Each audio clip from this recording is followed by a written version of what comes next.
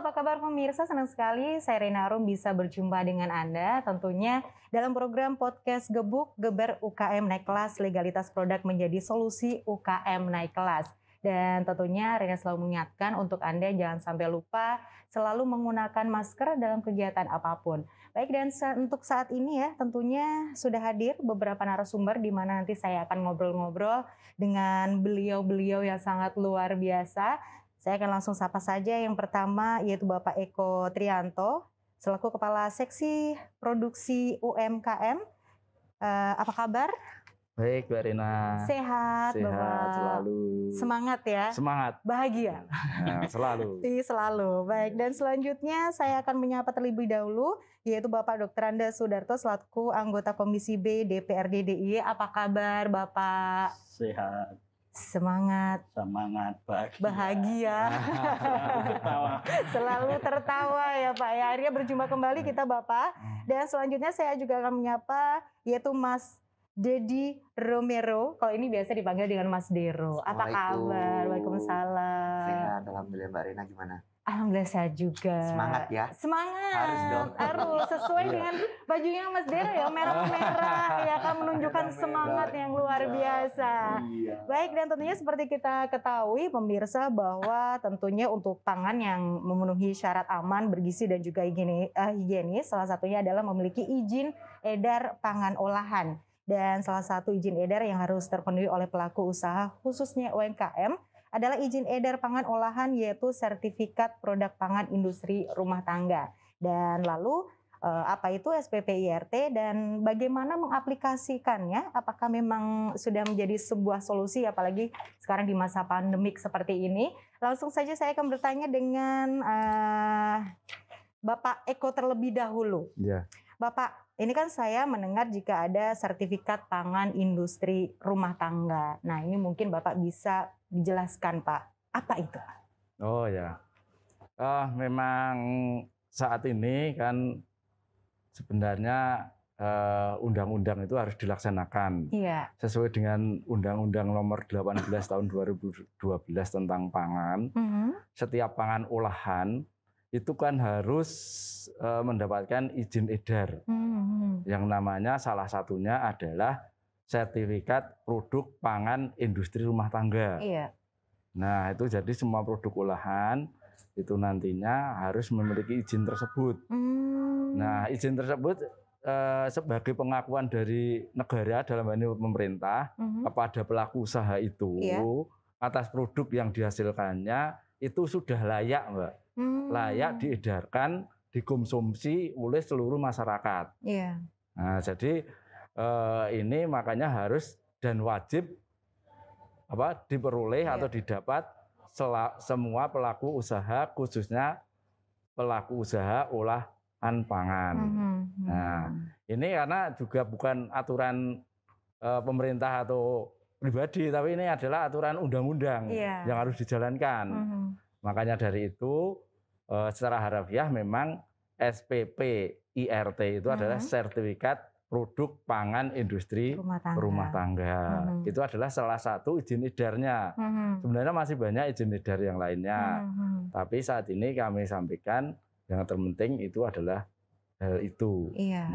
Saya kira itu Mbak yang perlu diketahui oleh seluruh sahabat UMKM saat ini.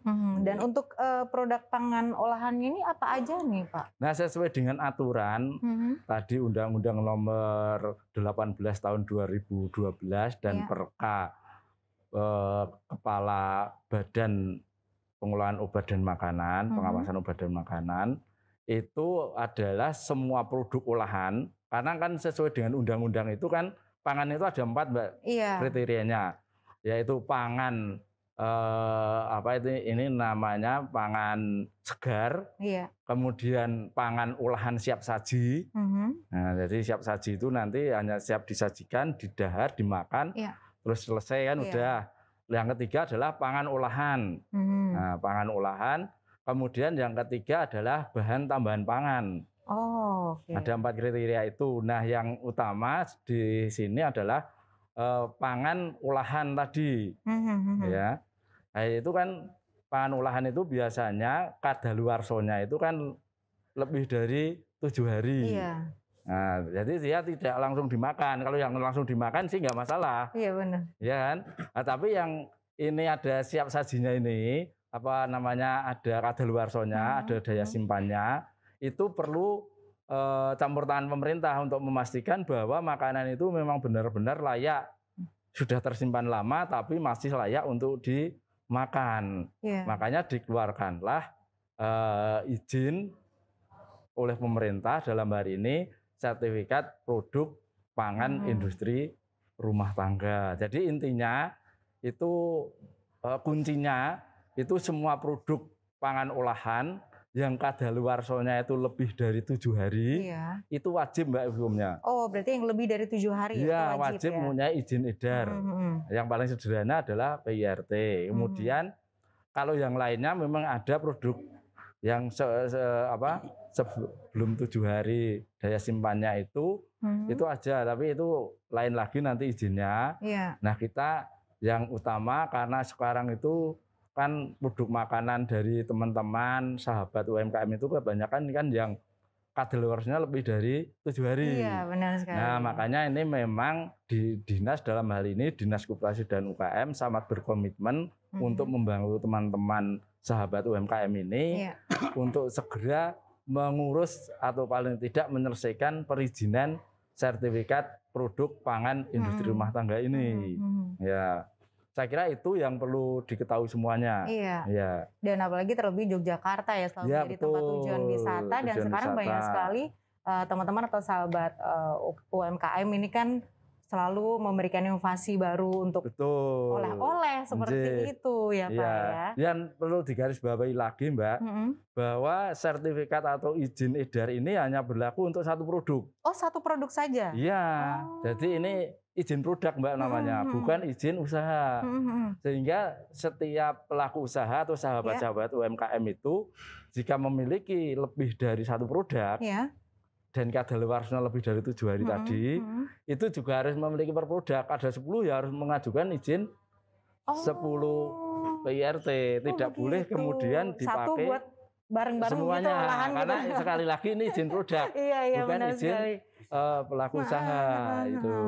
Oke, berarti memang aturannya harus seperti itu ya Bapak? Aturannya seperti itu. Perka nomor 17 tahun 2000, nomor 12 tahun 2017. Itu peraturan Badan Pengawas Obat dan Makanan. Iya, dan sebenarnya yang masih pengen dipertanyakan nih ya Pak, kenapa sih kita harus memiliki gitu yang namanya sertifikat produk pangan industri rumah tangga? Nah, kenapa harus memiliki itu Pak? Ya, ini kan apakah itu nantinya ketika kita membuat suatu olahan kalau tidak ada SPP IRT ya nantinya juga tidak bisa diperjualkan secara bebas atau seperti bagaimana nih Pak? Kalau saya seperti umpamakan seperti ini Mbak, misalnya setiap orang itu kan boleh memiliki SIM atau tidak, gitu. Tapi kan banyak orang teman-teman yang belum memiliki SIM sudah berkendara. Nah, pada saat dia berpapasan dengan kasus hukum, kan baru bermasalah nih Mbak. Karena sebenarnya negara itu belum mengakui bahwa orang ini adalah sudah layak untuk mengemudikan sebuah kendaraan, kan gitu. Demikian juga seperti PIRT. Kadang-kadang nggak pakai PIRT pun sudah laku kan gitu, misalnya sahabat UMKM itu udah laris, sudah dapat diterima. Nah, tapi dia tidak ingat bahwa suatu saat mungkin bisa terjadi suatu kasus hukum. Nah, negara kan nggak bisa berbuat apa-apa. Karena secara negara belum mengakui produkmu itu sebenarnya belum layak untuk diedarkan. Benar. Tapi jenengan memaksakan diedarkan sendiri secara pribadi. Nah, itu jadi kesalahannya ada 2 di sini. Kemudian kalau kita lihat Mbak, itu di semua retail modern sekarang, ya, seperti Alfamart, Indomaret dan sebagainya, itu kalau belum ada izinnya itu pasti ditolak untuk bisa masuk ke sana. Dan itu juga seleksinya sangat ketat sekali. Sangat ketat sekali.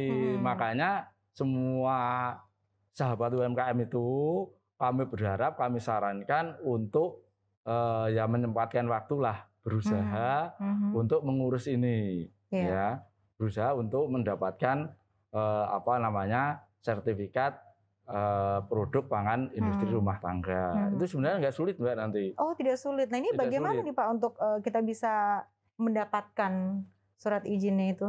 Nah, untuk surat mendapatkan nanti kalau pengalamannya yang pernah kan Mas Dedi. Nah, saya kan hanya teori saja. Iya. Artinya nanti secara pengalaman biar Mas Dedi yang menjelaskan. Iya. Tapi secara teoris memang sertifikat produksi pangan industri rumah tangga itu kan sebenarnya sangat paling mudah sendiri untuk didapatkan, Mbak. Karena sebenarnya ada 4 kunci yang harus dikuasai oleh pelaku UMKM untuk mendapatkan sertifikat produk pangan industri rumah tangga. Pertama itu sarananya. Sarana itu artinya dapur produksi itu harus bersih walaupun masih menyatu dengan dapur rumah tangga, masih boleh. Masih boleh, yang penting bersih ya, Pak ya? Iya, tapi intinya di situ harus bersih. Bersih itu lain dengan mewah ya, Mbak ya. Ya, jadi harus bersih artinya di situ seandainya lantainya pun seandainya tidak keramik nggak apa-apa. Tapi harus ada pengerasan, artinya tidak boleh lantai tanah itu nggak boleh, Mbak. Pengerasan itu becek atau gimana? Iya, bisa becek dan sebagainya kan. Nah, itu harus ada pengerasan, paling enggak pakai semen aja nggak apa-apa.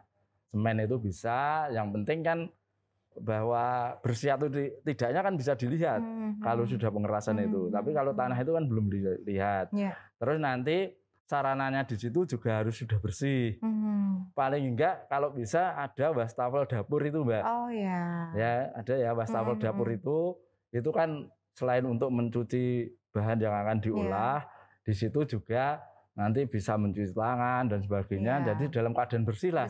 Ya intinya bersih. Dari ruang produksi itu nanti bersih lah intinya. Kalau seandainya nanti berdampingan dengan kamar mandi gitu ya Mas Dedi ya.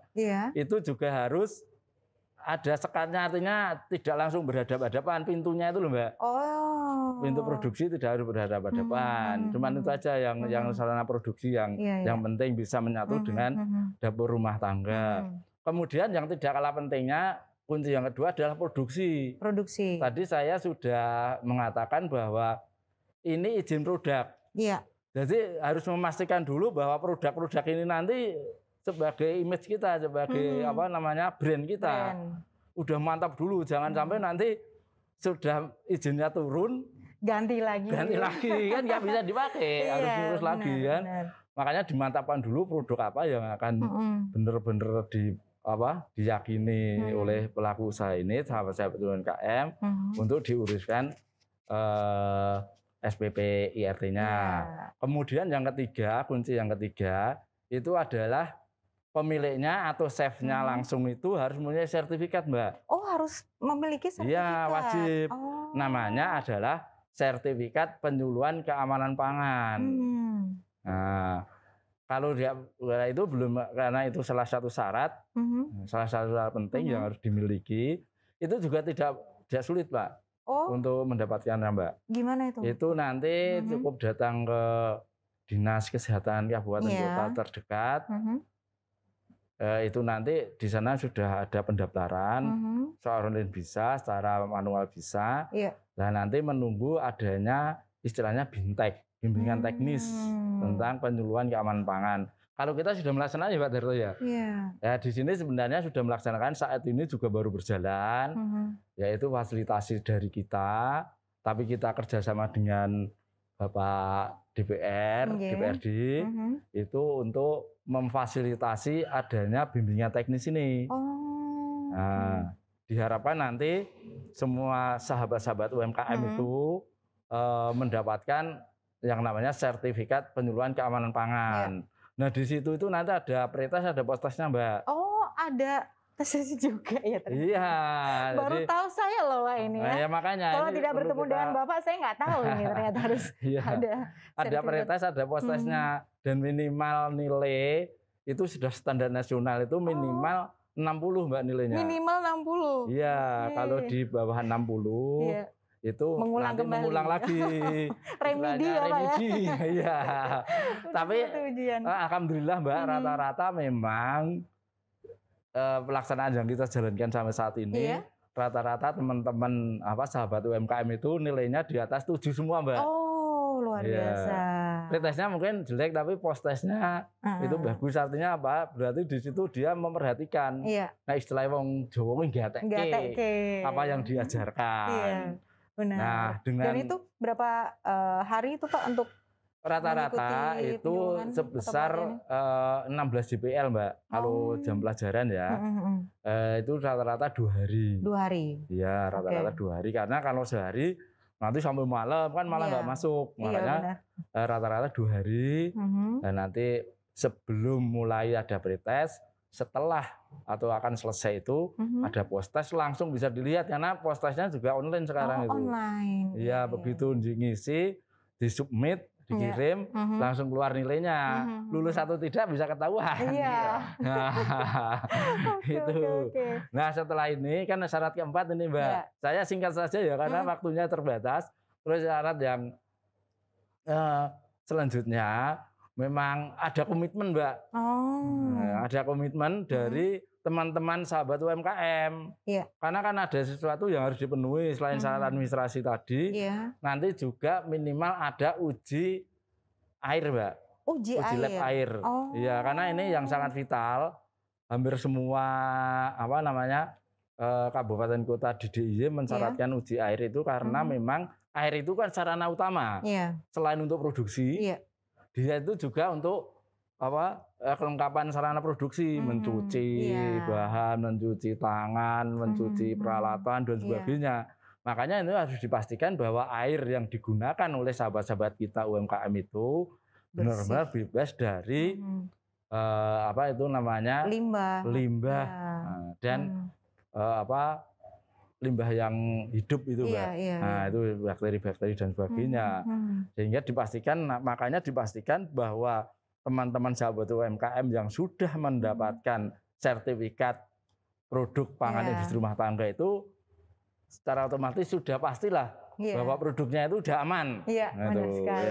Sudah aman karena sudah dimulai dari awal sampai akhir termasuk yang pemilik dan kokinya itu sudah bersertifikat. Nah, benar sekali. Itu makanya 4 hal itu yang harus diperhatikan oleh teman-teman, oleh sahabat kami, sahabat UMKM semuanya.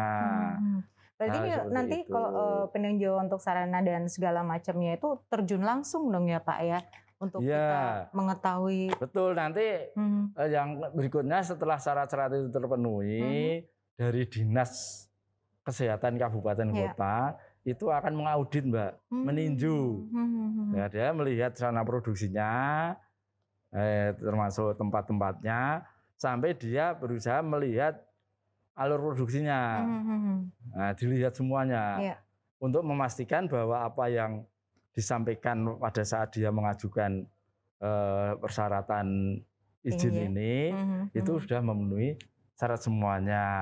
Jadinya teman-teman semua konsumen yang sudah produknya itu sudah ada IRT-nya, nggak usah khawatir. Ya, itu sudah jaminan dari negara untuk teman semua, baik produsennya, pelaku usahanya, karena sudah diakui, maupun konsumennya yang akan mengkonsumsi makanan tersebut. Oke, baiklah. Berarti secara tidak langsung kita sudah mengetahui lebih detail lagi ya, Pak. Kalau misalnya ingin membuat suatu olahan pangan, memang harus ada proses-prosesnya, tidak bisa sembarangan. Tidak sembarangan. Baik, dan saya ingin menuju ke Bapak Sudarto.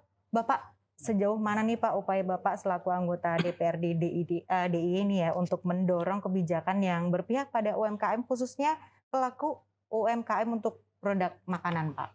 Iya, tadi kan sudah Mbak sampaikan bahwa Jogja itu menjadi salah satu tujuan wisata. Iya. Kemudian yang menjadi sebenarnya keuntungan kita sekarang boom demografi itu kan di Jogja bagus, artinya generasi muda ini lebih tinggi.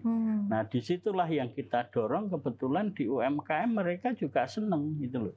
Kemudian kita dorong sehingga tadi ketika dilaksanakan kita dorong laksanakan BIMTEK dan selanjutnya sebenarnya mudah. Dalam pelaksanaannya mudah karena mereka sudah sadar akan kesehatan. Rata-rata itu punya kesadaran dari itu, tinggal menambah keterampilan.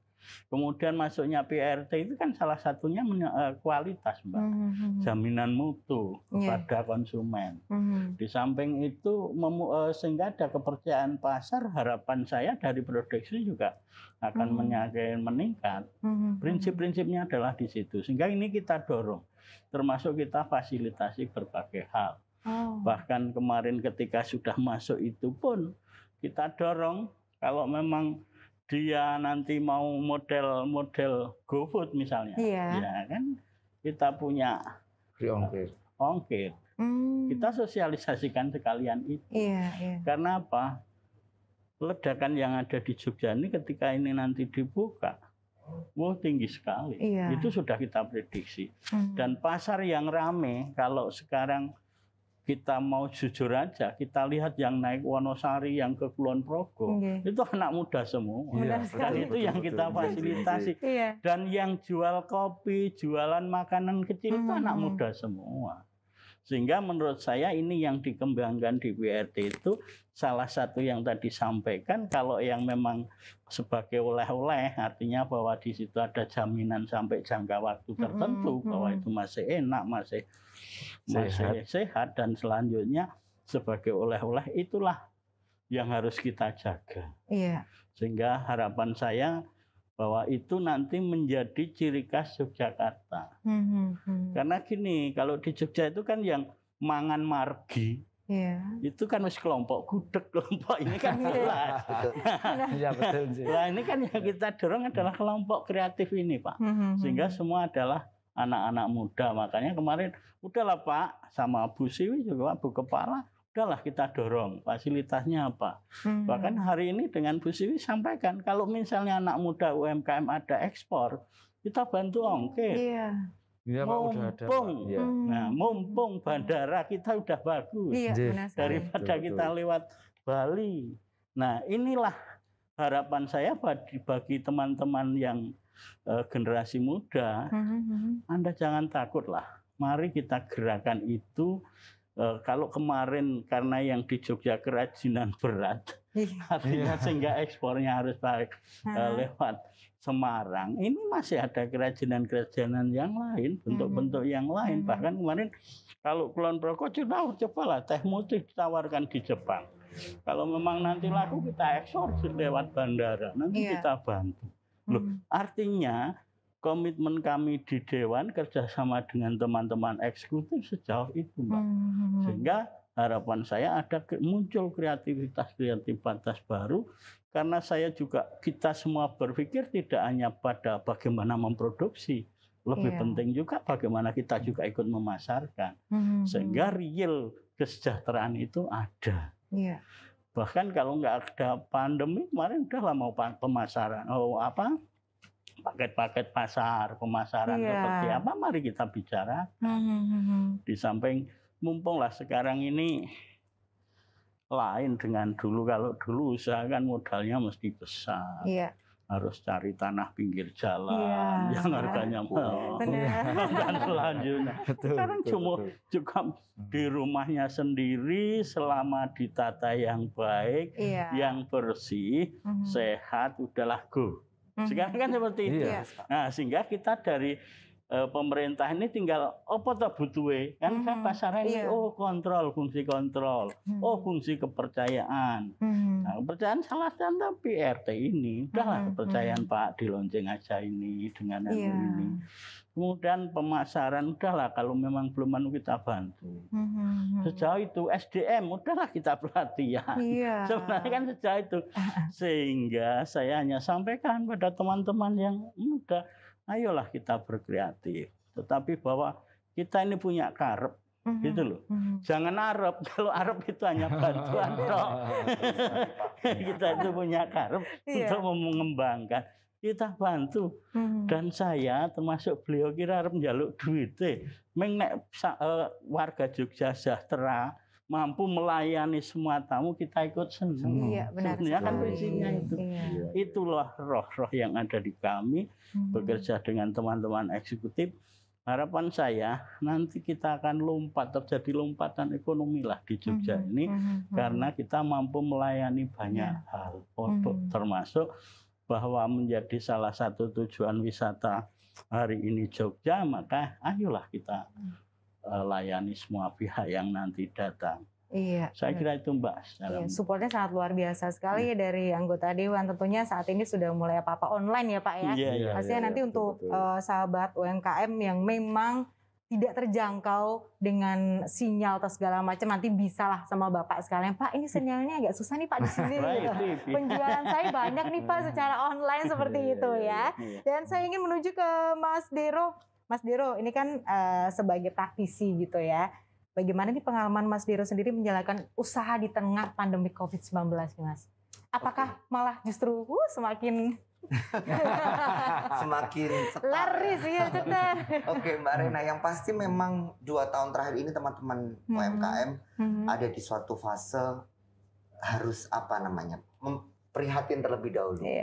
Bahkan nggak cuma di Indonesia, seluruh dunia pun merasakan bahwa pandemi COVID-19 ini memberikan dampak yang kurang baik, apalagi di sektor ekonomi. Dan kalau kita berbicara tentang ekonomi, bahwa salah satu pemangku dari perekonomian di Indonesia adalah teman-teman di UMKM gitu kan. Kami cukup shock, cukup drop sampai harus mengurangi karyawan, harus omsetnya turun, profit marginnya turun segala macam. Itu memang kita alami. Tapi selama memasuki di tahun 2021 memang kita cukup survive, dalam arti kita harus bangkit. Paling enggak kita melakukan beberapa inovasi produk. Kalau tadi berbicara soal PIRT atau produk dengan ketahanan pangan waktunya lebih dari 7 hari, kita akhirnya berpikir ketika pandemi di rumah itu kita berpikir piye carane punya makanan sing awet.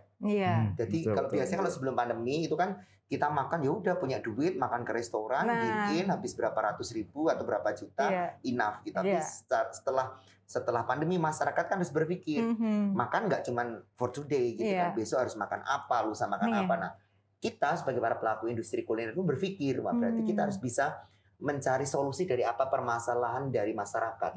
Biasanya makanan sedino entek, kita ini buat beberapa hari. Akhirnya kan selama pandemi ngetren yang namanya frozen food. Frozen food ini menjadi salah satu langkah supaya UMKM khususnya di bidang industri kuliner ini kita bisa tetap hidup dan kita bisa memberikan pekerjaan. Karena kan berbicara soal UMKM itu orientasinya bukan hanya sekedar memperkaya diri sendiri ya Pak, tapi membantu pemerintah untuk membuka lapangan pekerjaan.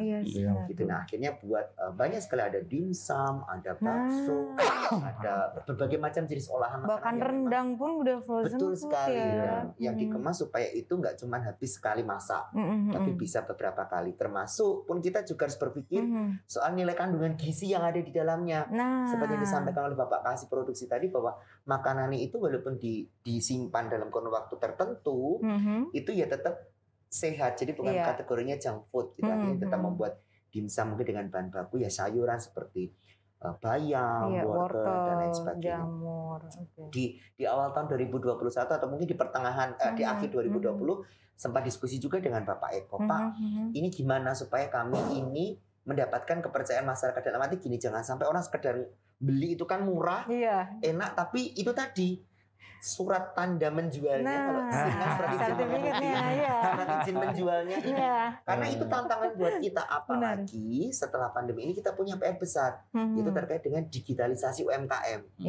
Cuman teman-teman tidak harus seperti yang disampaikan Bapak Dewan, ora kudu main pinggir jalan, nggak harus sewa ruko, nggak harus modalnya gede, tapi lewat smartphone atau gadget. Gitu.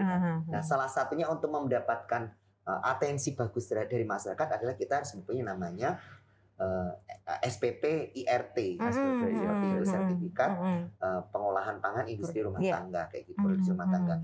Jadi itu disampaikan dan alhamdulillah kolaborasi antara Dinas Koperasi UMKM dengan Dewan ini akhirnya kami bisa mendapatkan fasilitas yang bagus. Dalam arti akhirnya pede nih, jualan produk apa nih gitu kan.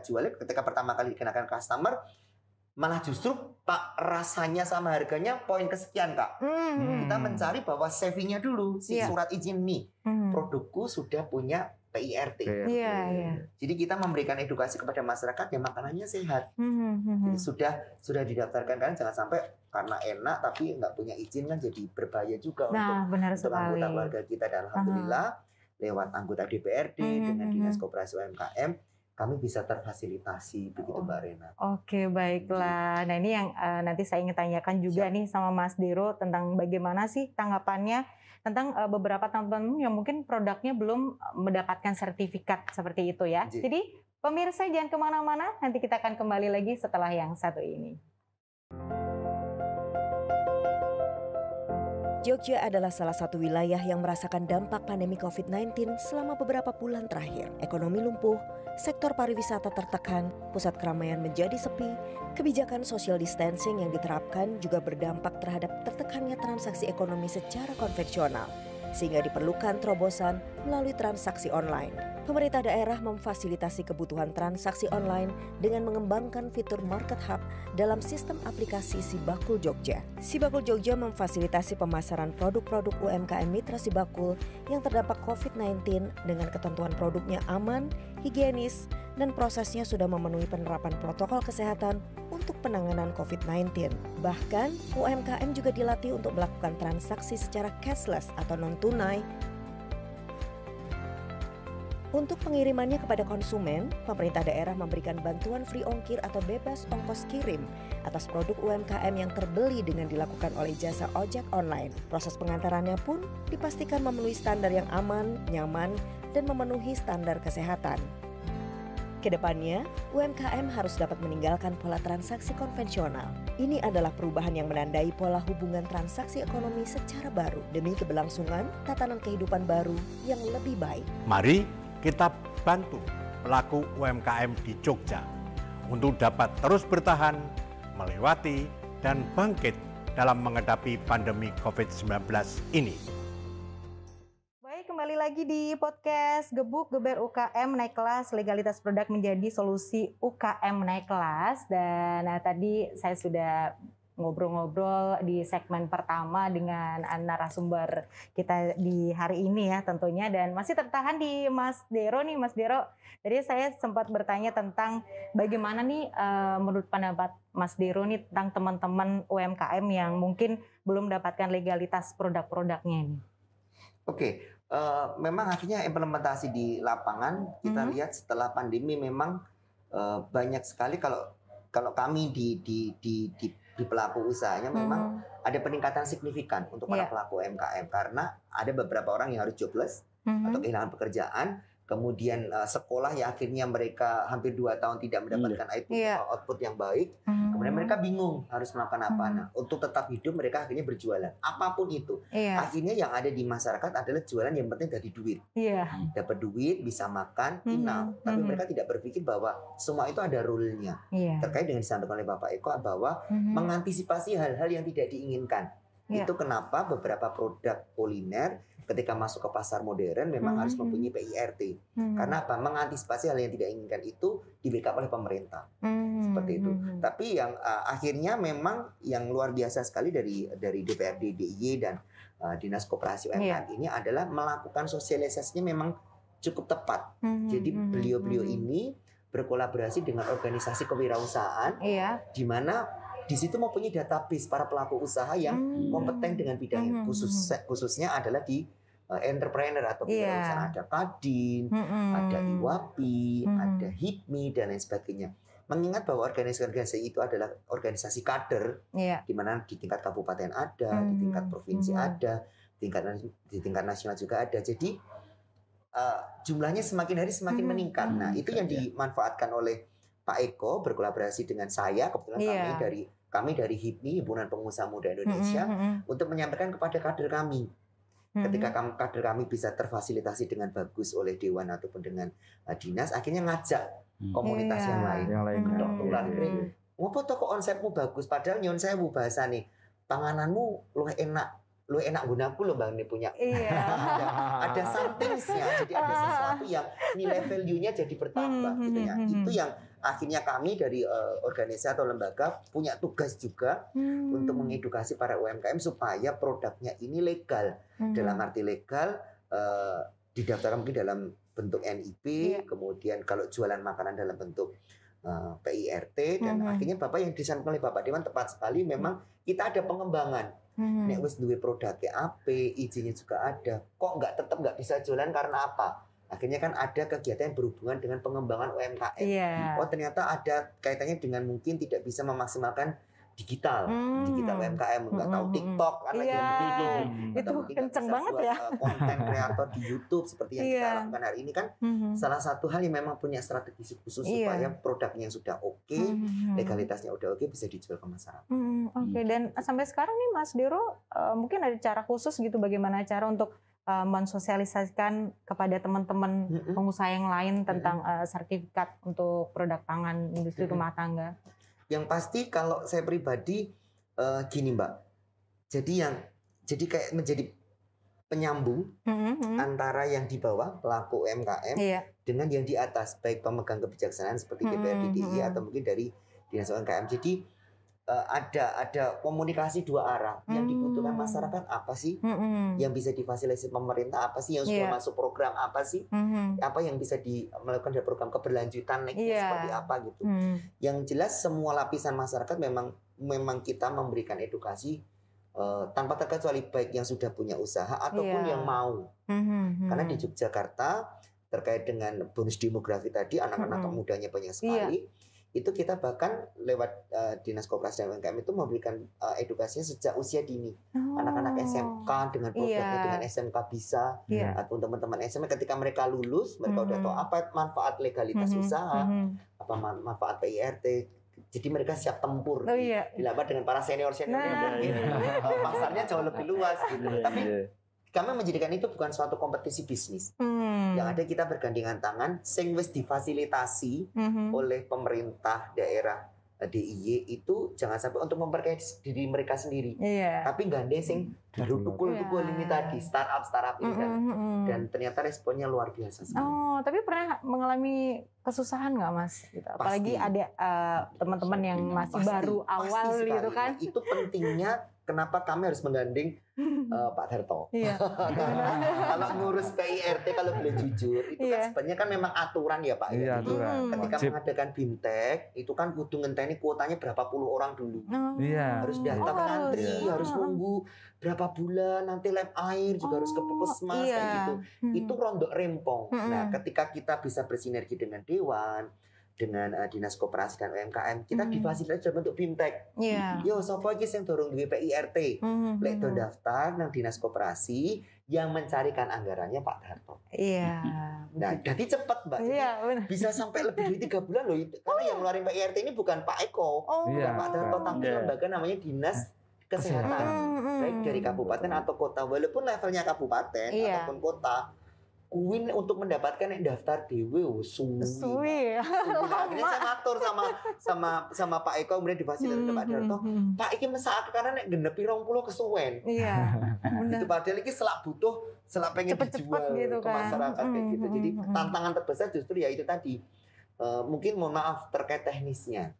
Tapi alhamdulillah dengan berjalannya waktu memang sudah bisa terfasilitasi dengan baik oleh anggota DPRD DIY dan Pak Eko dan Bu Siwi matur suwun. Akhirnya walaupun memang kita terus bergerak supaya angkanya terus meningkat, target-target yang ingin terpenuhi terus meningkat. Gitu, Mbak. Baik, pengalaman luar biasa loh Mas Diro. Pak Eko ini kan tadi sudah Mas Diro banyak cerita ya, sudah mengalami sendiri gitu bagaimana proses-prosesnya. Nah, ini gimana Pak Eko kalau untuk menyikapi kondisi para pelaku UMKM yang produknya sudah diedarkan di masyarakat namun belum dilengkapi izin edar? Nah, tadi sudah disampaikan Mas Diro dan kami dengan Pak Darto. Pada saat ini sebenarnya kami baru melaksanakan fasilitasi ini, Mbak. Untuk tahun ini target kita kemarin itu sebenarnya ada sekitar 540 UMKM seluruh DIY. Tapi karena bulan Agustus sama Juli terkena PPKM ya itu ya. Itu kan nggak boleh ada semacam pertemuan secara offline. Nah, makanya kemudian kami kurangi sebanyak 16 angkatan, 24 angkatan. Sehingga tinggal 36 angkatan kalikan 20 orang. 700-an. Nah, itu baru itu yang bisa kami laksanakan untuk tahun ini. Tapi untuk tahun depan kami juga sudah menargetkan untuk 60 angkatan. 60 angkatan kalikan 20 berarti sekitar 1.200 UMKM seluruh DIY. Seluruh DIY. Iya, sehingga diharapkan nanti seluruh pelaku usaha atau sahabat-sahabat UMKM itu semuanya memiliki, Mbak. Tapi sekali lagi seperti yang dikatakan Mas Diro, semua itu kan butuh proses. Nah, komitmen tadi yang harus dipegang juga. Jangan sampai kita sudah berusaha mengucurkan dana besar, tapi setelah nanti teman-teman UKM mengikuti Bintek dan sebagainya mundur. Nah, ini yang harus dijaga. Sehingga komitmen sahabat-sahabat UKM harus dijaga tetap sampai mendapatkan sertifikat pangan produksi rumah tangga itu tadi. Jangan sampai nanti berhenti di tengah jalan. Nah, itu kan iman-iman kita ya. Karena kurang nggak sabarnya ya Pak. Iya, karena memang butuh proses. Seperti Mas Diro katakan tadi kan, kami tidak berhak mengeluarkan nih, hanya bisa membantu secara biaya. Nah, sedangkan yang berhak, yang berwenang mengeluarkan itu kan dinas kabupaten kota masing-masing.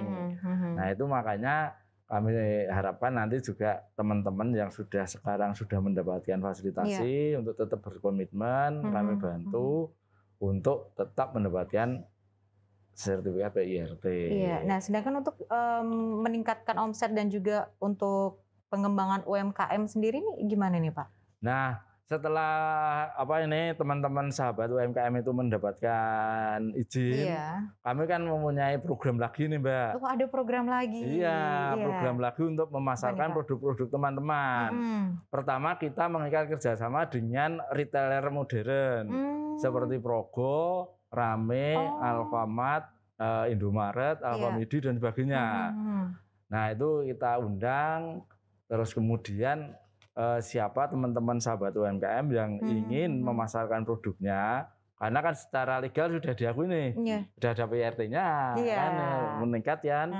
Nah, itu malah justru menambah kepedean kita gitu kan menjual produknya kan. Nah, itu nanti kita undang bersama-sama, kita fasilitasi, ini ada produk, ini ada pasar, monggo bisa diembuk bersama, tentunya dengan kurasi atau semacam seleksi yang telah ditentukan, termasuk nanti packagingnya juga Mbak. Itu nanti sudah ditentukan. Nah, itu nanti bisa masuk ke retailer. Sebagian besar yang kemarin ikut kurasi tahun ini juga sudah pada masuk. Oh, sudah masuk. Ke Alfamart, Indomaret, Alfamidi, Rame, Progo dan sebagainya. Tapi kita juga punya galeri sendiri Mbak. Oh, ada sendiri? Ada sendiri. Yang namanya Pasar Kota Gede. Oh, Pasar itu terletak di Bandara Internasional Yogyakarta Airport, itu di Kulon Progo.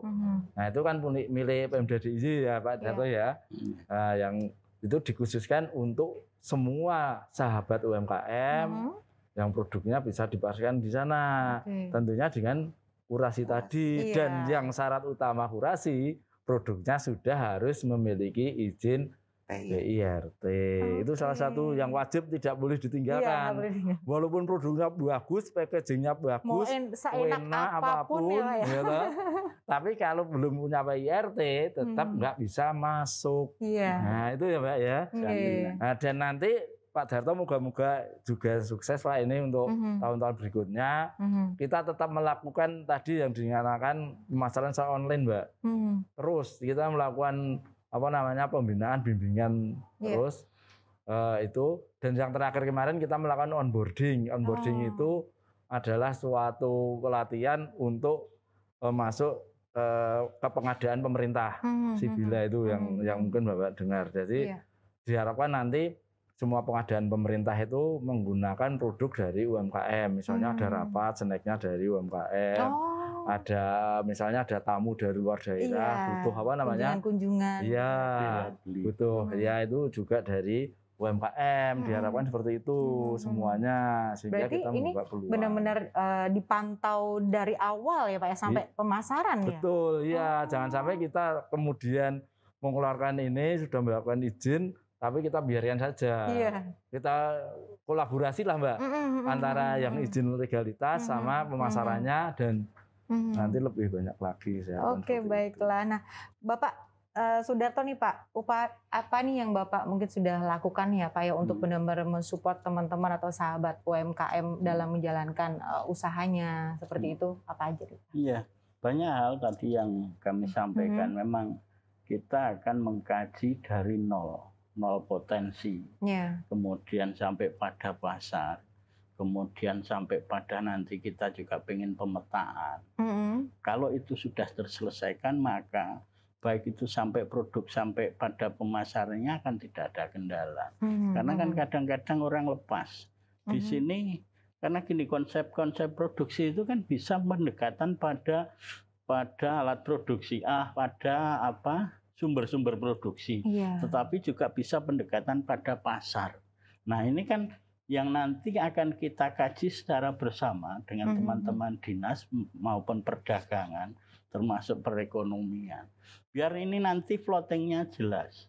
Oh wilayah Bantul, wilayah ini karakteristiknya ini, sehingga UMKM yang disupport utamanya seperti apa. Karena kalau tidak seperti itu menjadi persaingan tidak sehat. Karena begini, perilaku UMKM itu yang kadang hari ini menjadi catatan kami adalah euforianya itu seneng-senengan. Booming, seneng iki kabeh iki. Iki kabeh iki. Suka makan ini, bikin itu. Itu generasi muda ini bahaya. Karena nanti ada satu yang patah, ini akan berkembang sehingga mengurangi imun berusaha lah, menurut saya melemahkan lah. Nah, inilah yang masih kita pantau, sehingga saya sampaikan termasuk di sosialisasi, ayo toh kita gotong royong. Artinya kalau kita punya sedikit nama pasar, kita gantel lah kerjasama dengan kiwotengen untuk memproduksi apa yang kita pasarkan secara bersama. Bahkan dulu di konsep angkringan itu kan sederhana. Angkringan kan ada tonggone sing gawe tahu susur dhewe, di sate dhewe, dan itu menjadi paguyuban yang sifatnya sudah patembayan lah, karena itu sudah ekonomi. Nah, saya konsepnya akan yang seperti itu. Termasuk dimulai dari itu sebenarnya rohnya, idealisnya adalah ya bela-beli itu. Iya, si bela. Nah, ideologisnya itu. Artinya kalau tidak ada luar yang beli, ya kita beli oleh pemerintah. Artinya beli oleh pemerintah. Pak, sampean nek rapat kudu ndek nggo UMKM lho. Ora kena sampean nanti termasuk Pak sampean nek misalnya makan siang aja supermi ya Pak. Nah, loh, ini kan ya mohon maaf, ini kan kita bela beli UMKM kan harus memang sejauh itu Mbak, karena itu sudah tekad. Kalau kita tidak mulai dari itu, siapa yang mau memulai? Sehingga komitmen ya diomong kosong. Ini loh. Nah dari itulah kami mencermati tadi, sehingga saya kemitraan dengan, saya bangga loh dengan kepalanya Ibu satu ini. Bu Siwi ini saya bangga karena cerdas, cekatan, disiplin, semangatnya tinggi, sakit saja masih telepon. Loh, artinya ini menjadi kemitraan yang jadilah. Nah, sehingga inventarisasinya kalau bicara UMKM ya dari nol betul. Mari kita bina, mari kita fasilitasi sampai pada orang-orang itu berhasil. Sebenarnya kan gitu. Termasuk tadi kalau misalnya hanya masalah sinyal, kita bantulah. Tetapi bahwa di situ ojo dewe-dewe nek dewe kelarangan. Tadi dibikin sendiri. Nah, itu yang saya harapkan kan konsepnya sampai sejauh itu, sehingga kita itu jelas cetak lah. Beliau ini cetak.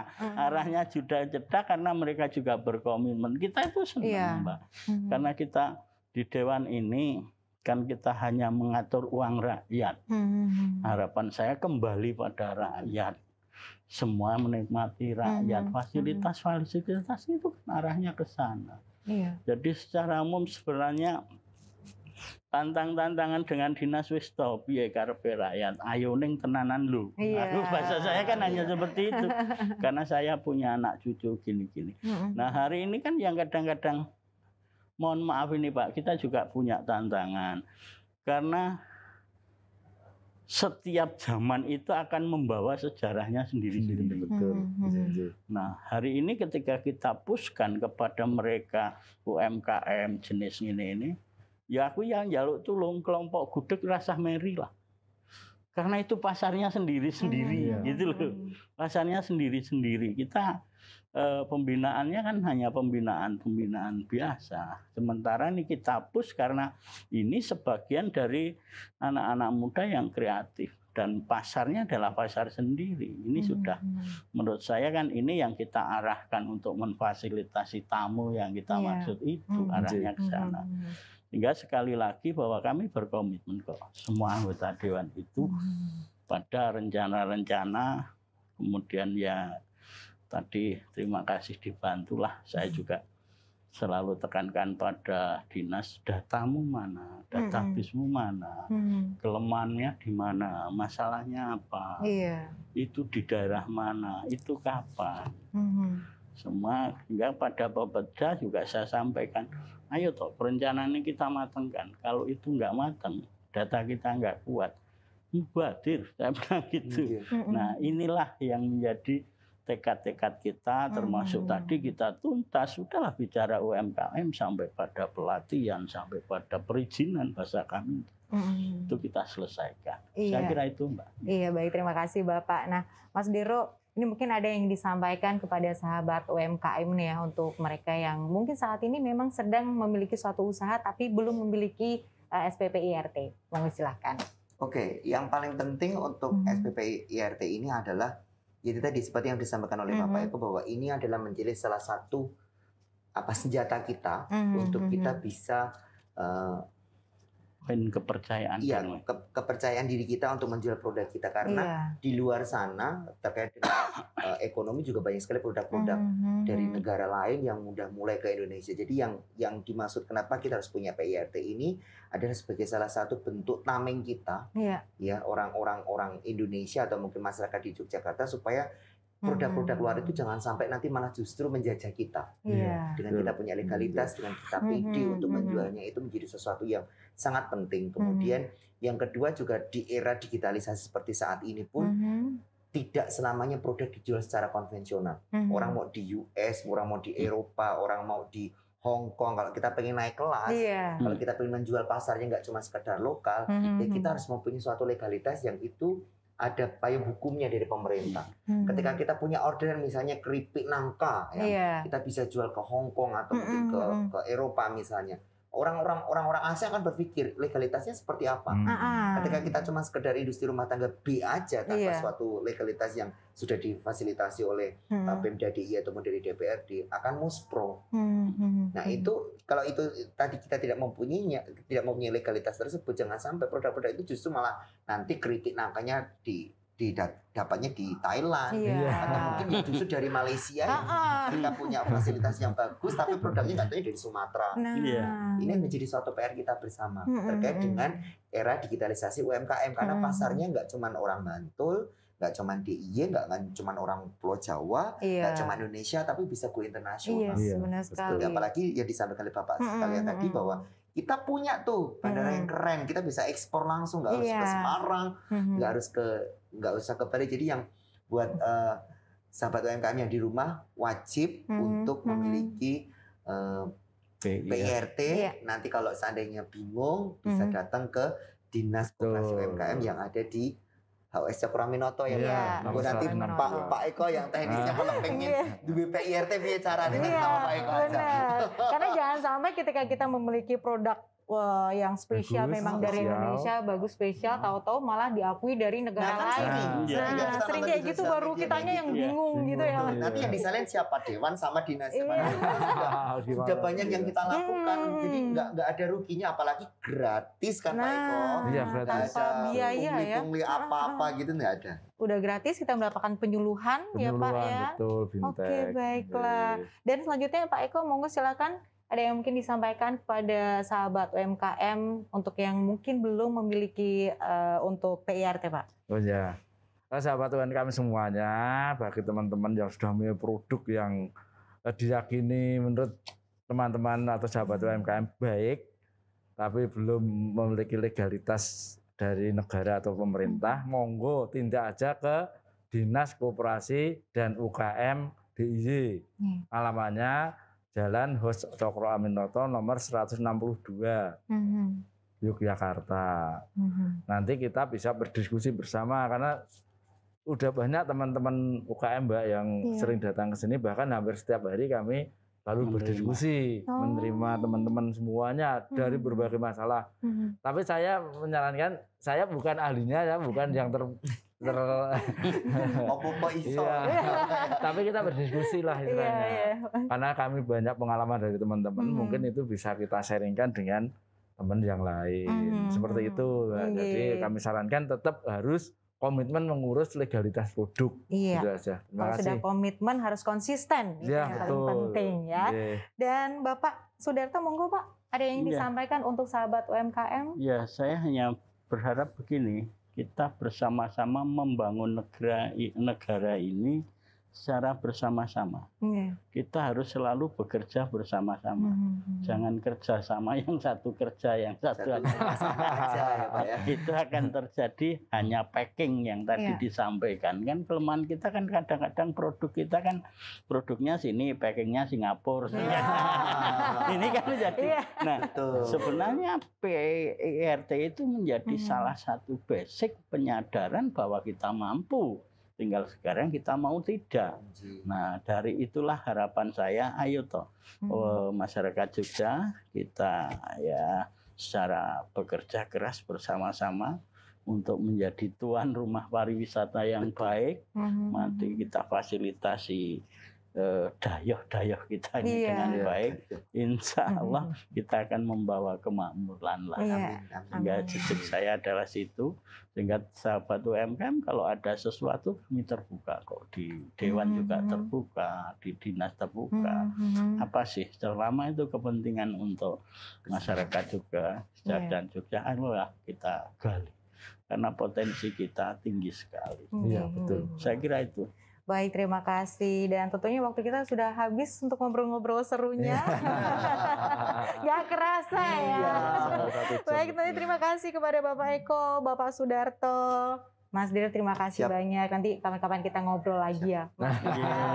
Dan tentunya semoga obrolan kita kali ini bisa membangkitkan semangat untuk teman-teman UMKM yang ada di luar sana, yang tentunya yang belum memiliki untuk PIRT segera miliki, karena tentunya itu akan bisa membuat produk Anda menjadi naik kelas. Betul. Dan tentunya juga terima kasih kepada Dinas Koperasi dan UMKM Daerah Istimewa Yogyakarta. Jangan lupa untuk like, komen, dan juga subscribe di YouTube channel Dinas Koperasi dan UMKM DIY. Itu saya Rena Arum pamit undur diri.